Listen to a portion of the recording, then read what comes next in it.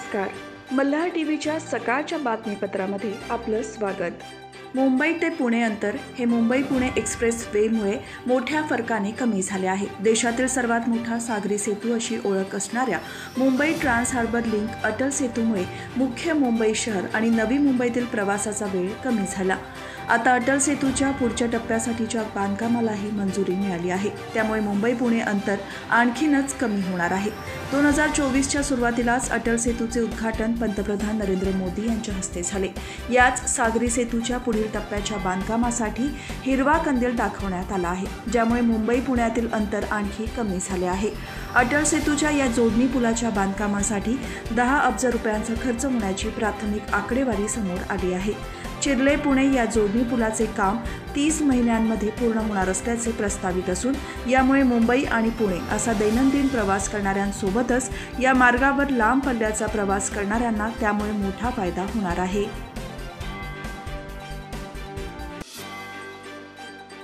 लोकसभा निवडणूक आचारसंहितेच्या नावावर महापालिका कर्मचारी श्रीरामाची प्रतिमा असलेले भगवे झेंडे काढण्यासाठी जबरदस्ती करत असल्याने त्यांच्यावर हिंदूंच्या भावना दुखावल्याबद्दल गुन्हा दाखल करून कारवाई करण्याची मागणी हिंदवी सेना पनवेलतर्फे शहर पोलीस ठाण्यात पत्र देऊन करण्यात आली आहे.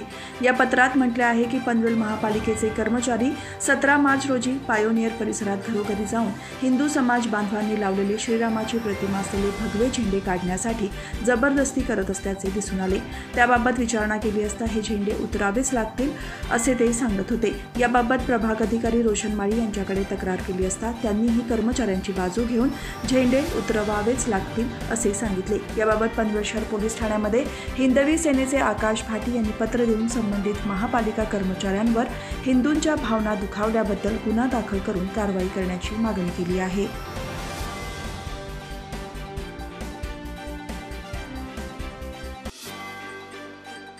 नवी मुंबई शहरात मागील 2 दिवसांपासून सूर्यनारायण कोपल्याने उन्हाचा तडाखा वाढून पारा 40 अंशावर गेला आहे. त्यामुळे नागरिकांच्या अंगाची लाही होऊन घामाच्या धारा वाहू लागल्या आहेत.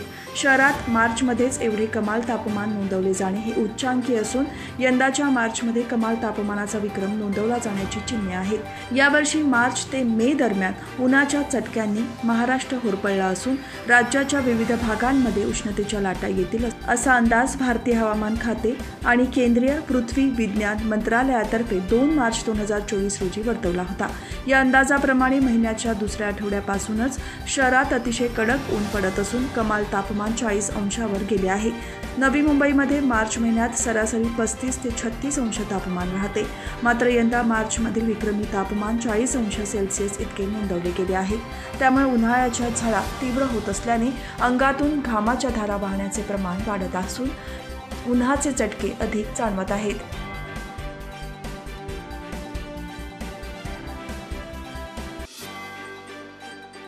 विदेशातील लाल चुटूक दिसणाऱ्या सफरचंदाची आवक मुंबई कृषी उत्पन्न बाजारात वाढली आहे. प्रति किलो 200 रुपये दराने किरकोळ बाजारात सध्या उपलब्ध आहेत.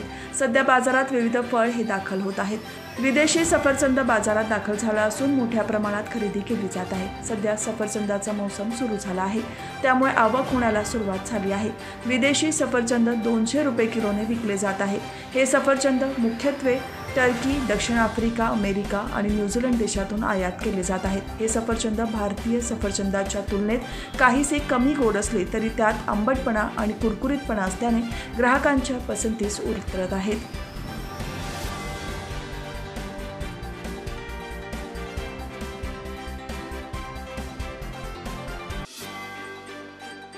सिडको महामंडळाच्या सहव्यवस्थापकीय संचालकपदी कार्यरत असणारे सनदी अधिकारी डॉक्टर कैलास शिंदे यांनी शासनाच्या सामान्य प्रशासन विभागाच्या आदेशानुसार नवी मुंबई महापालिकेच्या आयुक्त पदाचा कार्यभार स्वीकारला आहे.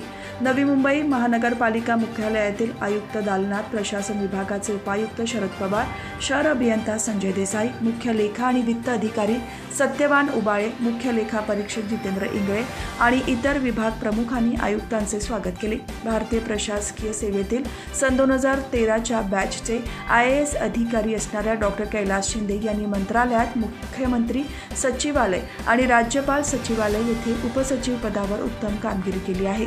सिडको महामंडळात सहव्यवस्थापकीय संचालक म्हणूनही कैलास शिंदे यांनी महामुंबई विमानतळ गोल्फ कोर्स निर्मितीत महत्त्वपूर्ण कार्य करण्यासोबतच वसाहत तसेच पणन सिडको क्षेत्रातील पाणी पुरवठा तसेच इर्शाळवाडी पुनर्वसन कार्यातही भरीव कामगिरी केली आहे।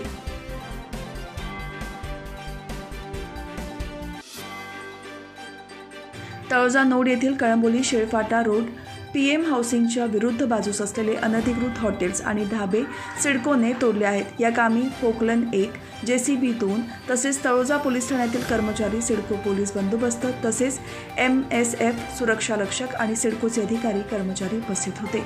या कारवाईमध्ये हॉटेल बागबान, hotel Shalimar, hotel Patel, hotel संसार, हॉटेल स्टार प्लॅनेटच्या सर्व वीट पत्रा टाकून केलेली अनधिकृत बांधकामे निष्कासित करण्यात आली।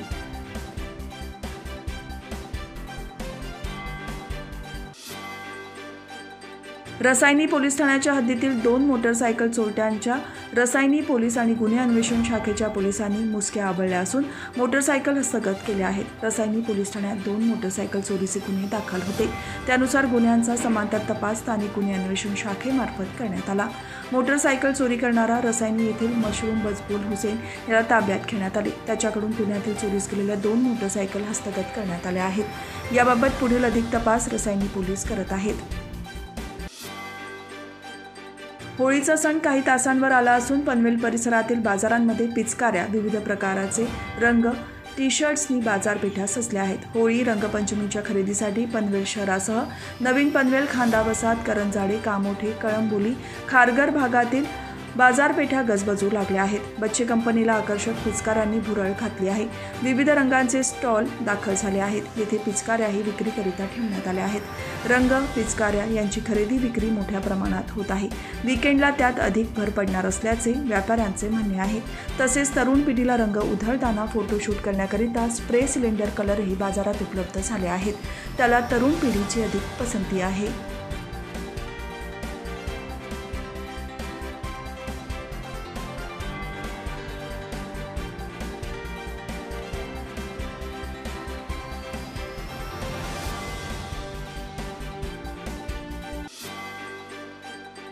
उरणचे कार्यसम्राट आमदार महेश बालदी यांच्या कार्यप्रणालीवर विश्वास ठेवून त्यांच्या नेतृत्वाखाली तुपगाव येथील सामाजिक कार्यकर्ते अमीन भालदार, विजय शिंदे, प्रदीप सूर्यवंशी यांनी पनवेल येथील भाजपच्या मध्यवर्ती कार्यालयामध्ये भाजपमध्ये प्रवेश केला। यावेळी उत्तर रायगड उपाध्यक्ष सुधीर ठोंबरे, खालापूर तालुकाध्यक्ष प्रवीण मोरे, तुपगाव ग्रामपंचायतीचे सरपंच रवींद्र कुंभार, उपसरपंच सुयोग भालेकर, ग्रामपंचायत सदस्य सचिन साखरे, स्वप्नील नागावकर, आरोग्य सेल अध्यक्ष खालापूर विजय ठोसर, माजी उपसरपंच गणेश कदम, भाजपचे प्रमुख कार्यकर्ते उपस्थित होते। आमदार महेश बालदी यांनी सर्व प्रवेशकर्त्यांचे भारतीय जनता पक्षामध्ये पुष्पगुच्छ देऊन स्वागत केले। तसेच भविष्यामध्ये तुपगाव गावाच्या विकासासाठी मोठा निधी उपलब्ध करून देण्याचे आश्वासन दिले।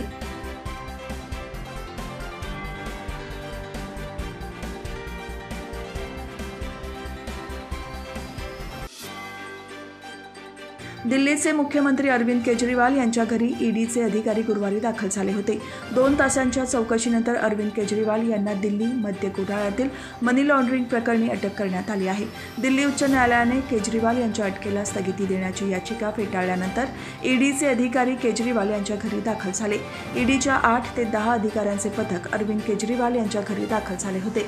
रात्री उशिरा त्यांना अटक करण्यात आली। अरविंद केजरीवाल यांच्या घराबाहेर मोठा पोलीस बंदोबस्त तैनात करण्यात आला आहे। दिल्ली पोलीस दलातील बडे अधिकारी मुख्यमंत्री निवासस्थानाबाहेर उपस्थित होते।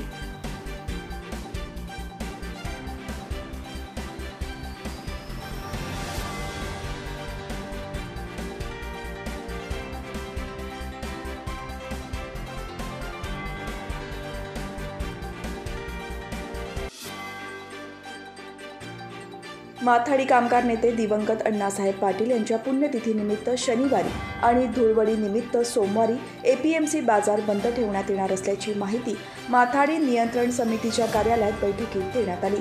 बाजार आवारातील कामकाज सलग 3 दिवस बंद राहणार असल्याने कामकाजाच्या नियोजनाविषयी आणि इतर महत्त्वाच्या विषयांवर या सभेत चर्चा करण्यात आली। यात प्रामुख्याने रविवारी कांदा, बटाटा आणि लसूण बाजार आवारातील कामकाज सकाळी 8 ते दुपारी 1 वाजेपर्यंत चालू राहील।